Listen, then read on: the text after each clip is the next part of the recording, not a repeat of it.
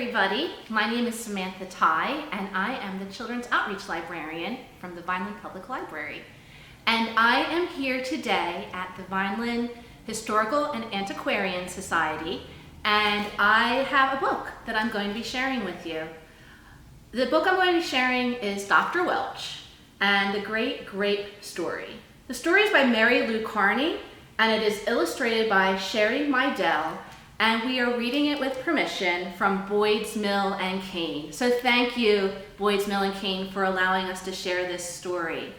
So you might not know this, but Welch's Grapes has a history here in Vineland. Dr. Thomas Bramwell Welch, he actually is the one who founded Welch's Grapes. And this is the story. So I'm so happy that I get to share this story with you today. And it takes place in Vineland, so this is just one of the pictures that is in this really beautifully illustrated book. Thomas Bramwell Welch had a problem. It wasn't his wife Lucy, who filled their house with feathers and lace to make the most beautiful hats. She also made the terrific apple pies. It wasn't his 7 children, George and Fred and Charles Edgar, Emma and Clara and Villa and May. Can you imagine 7 children? Wow. Who did their chores and said their prayers and never fought. Well, almost never. I mean, it's a family of 7. How can they not fight? It wasn't the town of Vineland, New Jersey, which in this year of our Lord, 1869, the Welches, along with 6,491 other friendly folk, lived and worked and went to church. And it wasn't his business either. Dr. Welch was a perfectly respectable dentist with a perfectly respectable office, where he polished and poked and pulled his patients' teeth. No, Dr. Welch's problem was grapes. Grapes? How can grapes be a problem? Let's see.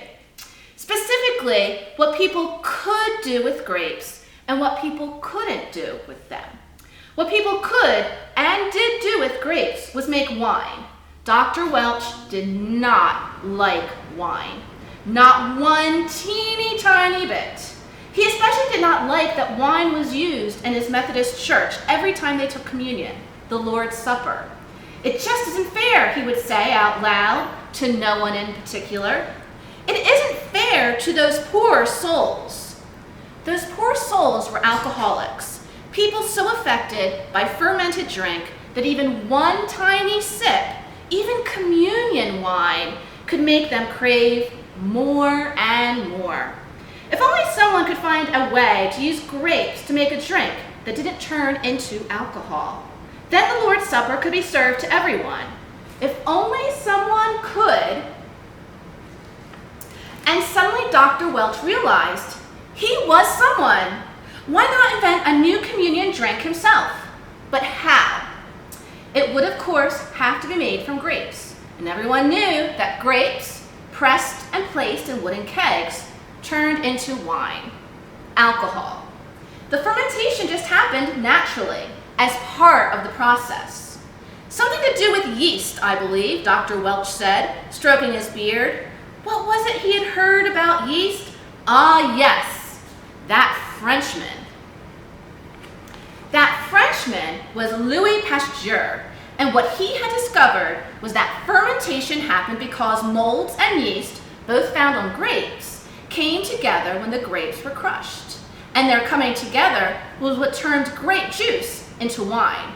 Every time, Pasteur had used this knowledge to kill off a wild species of yeast and create a special kind of wine. Was there another use for this discovery? The idea of killing off the yeast, all of it, using Pasteur's method of heating the juice to hot temperatures, no one had ever tried that. A drink made from grapes that does not ferment. Ever. Perhaps I could do that. Let's see. It wasn't the first time that Dr. Welch had tried his hand at creating something. In fact, he loved coming up with new ideas. He had cooked up Dr. Welch's neutralizing syrup for upset stomachs. You can see he's giving it to a child there, probably one of his children. And Dr. Welch's system of simplified spelling was supposed to change the dictionary and make spelling tests easier. It didn't. And his phosphate of zinc and Welch's gold and platina alloy were popular with dentists all across the country. Huh, I didn't know that. Wow. So, Dr. Welch headed for the grape arbor. The grapes were big and fat and sweet. Come help me, Charles Edgar, Dr. Welch called to his son. We need grapes, lots of them. So they picked and ate a few and picked some more. When their baskets were filled to the brim, they carried them into the kitchen. Move over, Lucy, grapes coming through. Dr. Welch filled the counters with pans and funnels, strainers and stew kettles. Into the pot the grapes went. The fire was lit, hotter and hotter and hotter. And soon the kitchen was filled with the purplicious smell of grapes. Can you imagine that smell? I bet it smelled good. Like grape juice, I bet. I meant grape jam. Grape jam. Careful now, Dr. Welch said as he and Charles Edgar squeezed the sizzling juice through cloth bags into 4 bottles standing on the kitchen table. Drip, drip, drip. The bottles got fuller and fuller. Plunk, plunk, plunk. The bottles were sealed with cork and wax. You can see what they did right there. Glub, glub, glub. The bottles went up to their necks in boiling water. Now we wait, said Dr. Welch, taking out his pocket watch. Father, asked Charles Edgar, what exactly are we waiting for? Dr. Welch tried to look sure of himself. Well, we're waiting for grape juice. Juice sweet enough for a baby to drink, harmless to every soul on God's earth. The perfect drink for sipping on Sunday and every other day. And so they waited, while the boiling water bubbled and gurgled and the bottles bumped gently into one another. Finally, Dr. Welch said, it's time. Carefully, one by one, he and Charles Edgar pulled the bottles from their hot bath and placed them on the counter. You can see he's pulling them out from the water. There they are, the 4 bottles. Beautiful, he pronounced, and they were lovely, standing in a row like tall soldiers in purple coats. You can see them there again. But had Dr. Welch done it? Had he created a new drink made from grapes? Or would this juice ferment and these bottles explode in a purplicious mess? That would be a big problem, Dr. Welch said. Lucy nodded her head, imagining purple stains on her counters, her floor, her ceiling. I couldn't agree more, she said. Let us go on with our duties, Dr. Welch said, taking one last look at the bottles. It is in God's hands now. Only time will tell. So what do you guys think? Are they going to be okay? Do you think they're going to ferment, explode into Lucy Welch's kitchen and make a mess of everything? Let's see. So, Lucy went back to making hats and pies, and Charles Edgar and his brothers and sisters went back to playing in the grape arbor and almost never fighting. And Dr. Welch went back to poking and polishing and pulling his patient's teeth. And the bottle sat on the kitchen counter, quietly, day after day. And do you know what happened? What happened? Nothing. No broken glass, no exploding corks, no fermentation. But what would this new drink taste like? What do you guys think? What do you think it would taste like? Would it be good? Would it not be good?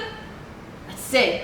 Finally, Dr. Welch opened the first bottle and poured himself a glass of the purple juice. After all, he'd been the first to sample Dr. Welch's neutralizing syrup, and it was not the least bit tasty. So hopefully this is better. Sip, sip, sip. A big smile broke across Dr. Welch's face. Success! Lucy, he said, get the children. We have something to celebrate. And celebrate they did. with tall glasses of pure sweet grape juice. Dr. Welch took his second glass. He had drunk the first one right down, out to the grape arbor, and surrounded by the smell of his favorite fruit, he closed his eyes, imagining what communion would be like with his new grape juice. He pictured the joy of those poor souls who had lived in fear of taking even a sip of alcohol. Now they too could enjoy the Lord's Supper. Suddenly, Dr. Welch knew exactly what he had to do next. Hurrying back into the kitchen, he sat his empty glass on the counter, and now Dr. Welch said, rolling down his sleeves, slipping on his coat, and placing his hat firmly on his head, "Now I will take these bottles of grape juice down to the pastor of our Methodist church." And even though the bottles were heavy and the walk to the church was long, Dr. Welch found that it was really no problem at all. And that is the end of the story. Now there is a little bit more to the story, and there is a note that I want to read. But one thing I thought that was really interesting is that the church that Dr. Welch took the grape juice to was the First Methodist Church that is on Landis Avenue. At the time, it was the Vineland Methodist Episcopal Church, but that's the church that he attended, and that's the church where he went to take his wine. Now, so the note, the rest of the story, because there is more to this story. And at the end, you can see that there is a note at the end. So I'm just going to read this to you. The trip Thomas Bramwell Welch's newfangled grape juice made from his house to your breakfast table wasn't so quick or easy as you might think. While it was true that he had succeeded in producing, as he called it, Dr. Welch's unfermented wine, he could not so easily succeed in making anyone care. To Dr. Welch's great disappointment, the church was not that interested in his new drink, and for almost 20 years, most churches kept serving wine for communion. During the years following his discovery, Dr. Welch tried with all of his passion and energy to sell the new drink. He squeezed grapes, he squeezed the family nearly out of their house with his production process. He squeezed himself nearly out of money. He squeezed his friends for help. But in spite of all that squeezing, Dr. Welch's unfermented wine never took off. And for 4 years after his wonderful success in the family kitchen, Dr. Welch abandoned any plans to sell his new grape juice. So how did this purplicious drink make it to your breakfast table? For that, you can thank Charles Edgar Welch, and he's the son who helped in the story.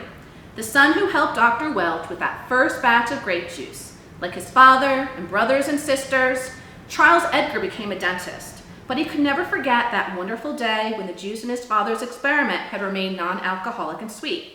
So 2 years after his father moved on to other things, Charles Edgar again began trying to make and sell grape juice. And little by little, orders came in. Soon it was grapes and not teeth that occupied Charles Edgar's time. He even convinced his father to help. And in 1897, the two became partners in the Welch Grape Juice Company.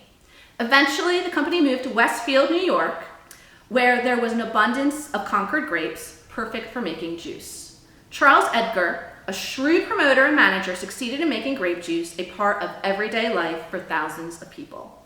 Today, Welch's is the world's leading producer of grape products. Their juices, jellies, and jams are sold in more than 30 countries, with yearly sales totaling $600 million. And on any given Sunday, you'll find that most Methodist churches and lots of other Protestant denominations serving communion using, you guessed it, grape juice. And I know growing up, when I had communion at my Methodist church in Northfield, we had grape juice. So it is thanks to Dr. Welch that we had that communion grape juice.